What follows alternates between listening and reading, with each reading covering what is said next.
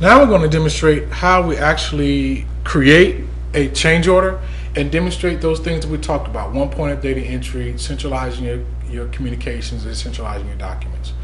So once we have confirmed the project and confirmed all the contracts, we have the ability to add change orders against those contracts or budget changes in those contracts. So very similar to creating a contract and project. We give it a title. We're going to give a reason for this change and to select a date that we want this work to be completed, and click the Save button. We just created a change order, a proposed change order.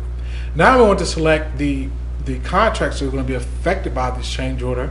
Again, we're going to assume that all three contracts are going to be affected by this change order, and we're just going to demonstrate how to do one because the process is the same for all three. We select the contract that's going to be affected, give it a description, click the Confirm button, and now we've just made that association that that contract is going to be affected by the change order. Now, what happened behind the scenes is that all the contacts that you had assigned to companies that are going to be affected by this change order are automatically given access to this change order. But at any time, you can either grant or deny access to this change order from this Members tab. So now we're going to just demonstrate how we centralize our communications. We simply click on the communication button. We're going to give a title to this communication, and in this case, we're going to just basically tell the team that the change order came down the pipeline due to a drawing revision, and that we want everyone on the team to review the attached drawings and get us their estimates back as soon as possible. Once we're satisfied with that communication, we click the Save button. And once we do that, what's happening behind the scenes is that, again, everyone that has access to this change order has just received notification that Jason has initiated a conversation concerning proposed change order 1. Now we're going to demonstrate the centralizing of your documents. Very much the same way what you do a drag and drop for the spreadsheet. We drag and drop the documents that you want to upload to the system. So you select those documents, you drag them to the drop zone on the website, and if you want to take a look at those items, if they're viewable, before you upload them, you click on the View Thumbnails, and you can take a look at those items before you upload them.